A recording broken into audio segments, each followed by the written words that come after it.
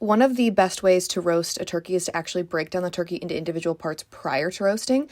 This allows you to cook each piece of the bird to its ideal internal temperature, which means every piece is cooked perfectly. Nothing's overcooked and nothing is undercooked. There are a few things we need to do before we start breaking down the bird. First and foremost, you need to remove the neck and the giblets from inside the cavity. You can generally access the neck from the top of the cavity, and you can get the giblets from the bottom half of the cavity. And then we also like to pat it dry with paper towels. It just makes it so much easier to handle. And then finally, stretch out the limbs a little bit before you start cutting it down. It's been trussed and frozen likely, so it's a pretty stiff bird by then. So start stretching out the wings and the legs prior to cutting it down. To remove the wings, pull one of the wings out, stretch it a little bit so you can see where that wing joint meets the breast, and then you're going to use a sharp knife and make small sweeping cuts to release that wing from the breast. If at any point you hit a bone, stop, reposition the wing, reposition your knife, and try to find that connection between the joint and the breast and cut in between it, and then it should release off easily. And then you'll repeat with the second side, doing the same thing, give it a good stretch, look for that connection between the wing and the breast and try to find that joint, and then make small sweeping cuts through the skin and then through that joint.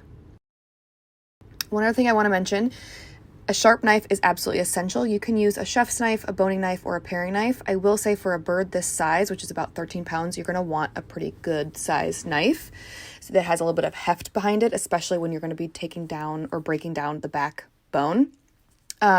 Anyway, also get a much better, much bigger cutting board than I have here. I have a very sad meat cutting board and I need to have a much bigger one so I'm not splaying meat juice everywhere. Anyway, here I am repositioning that wing. You can see I'm struggling to find that joint. I think I just found it, and then we're just going to cut right through it and it will release. It sometimes takes time, especially if it's one of your first times cutting down a bird, but after you get the hang of it, it's much quicker. Popping it out is also helpful so you can identify that joint right there, and then you can just go right through. So you're going to need to have a little bit of, muscle behind some of this to pop out some of those joints. Now we're going to move on to the legs. Flip the bird over so it's breast side up, and then stretch those legs out, make them nice and limber. And then I like to press the skin down around the breast and to cut alongside the leg, cut the skin alongside the leg. This is going to ensure that your whole entire breast is covered with skin, which is ideal for roasting. Cutting through that skin along the leg is essential for releasing the leg from the body, but it's also important because it exposes the connection between the leg and the breast, which makes it so much easier to separate the leg. Then what you're going to do is you're going to flip the bird over and you're going to bend the legs back on top of itself, kind of like a letter. Slice any taut skin that's kind of still hanging on between the leg and the breast. And then you're going to use the backbone as a guide. Run your knife up the backbone as close to the bone as possible so you get as much meat. And you're going to run it up that backbone to release the leg. You're going to go through the joint socket and everything should release pretty easily. So once you have the leg released, you're going to have the whole entire leg portion of the turkey, which is the thigh and the drumstick. You can cut this down into two separate pieces, the thigh and the drumstick. We didn't hear this part of the video, but at the very end, I do show you how to do that because I meant to do it and forgot to. So we'll be coming back to that at the end, so stay tuned for that. It's very easy. It's probably one of the easiest cuts of breaking down a turkey, aside from the wing. So we're going to repeat on the second side here. I repositioned because you want to make sure that you are comfortably positioned when you're cutting down a bird. Make sure it's not too slippery. You don't want to hurt yourself. So we're just going to go up that backbone, get as much meat as possible, and release the leg. Once you remove the wings and the legs, you are left with a turkey breast. You can roast it this way, whole, or you can remove that backbone, which I usually like to do. It's very easy. You just need to use a really sharp knife, or you can use kitchen shears to cut through the ribs to remove most of that backbone. Once you hit the bottom neck bone, you're going to want to stop using your knife, and you're going to want to use both of your hands to basically pull that backbone out. And what you're going to hear is some cracking and some popping, but you're looking for the neck to kind of peek through the bottom of the breast. And then you're going to go back in with your knife or kitchen shears and cut alongside those joints. Again, don't go through any bones to release that backbone. I like to save that backbone for stock, but you can get rid of it, but I definitely recommend using it for stock. It's absolutely delicious.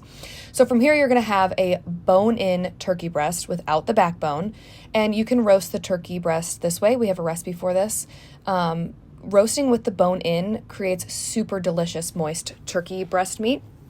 But for this recipe, I wanted it to cook a little bit faster, so we're going to move on and continue releasing that breast meat from the breastbone. The first step is to identify the breastbone, which is actually technically called the keel bone. Once you identify that, you're going to run your knife alongside one side of that bone as close as possible to that bone. And then throughout the process of removing the breast, you want the bone to drive the knife. So you're going to intentionally here let your knife hit the bone, and you're just going to let that sharp blade kind of scrape across that bone so you get as much of that breast meat as possible. You don't want to leave anything behind. So just be patient, use small sweeping movements, and slowly release that entire breast.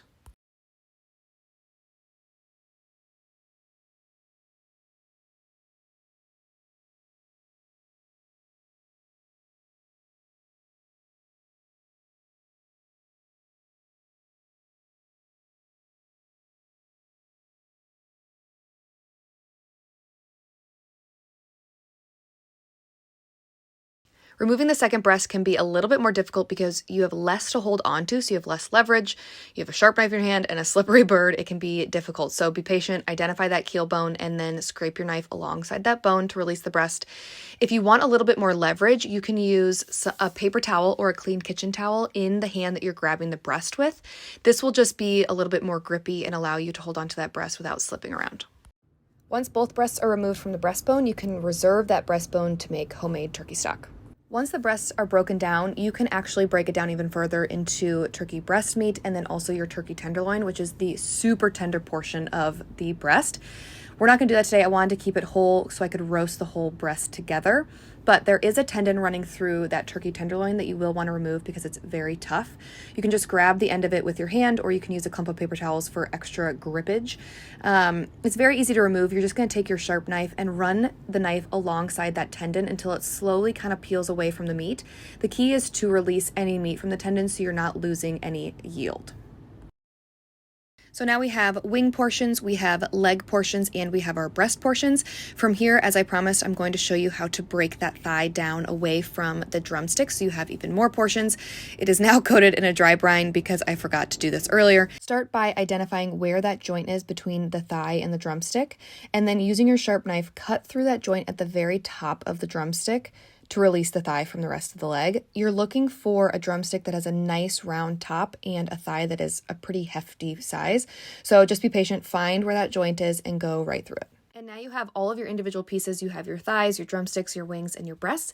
The beautiful thing about this is that you can roast them all at the same time, but you can remove them as they come to temp so that everything cooks to its ideal internal temperature. So let's say the breast is done early, you can pull that out and continue to roast the thighs until they are perfectly juicy. It's also one of the quickest methods for roasting an entire turkey.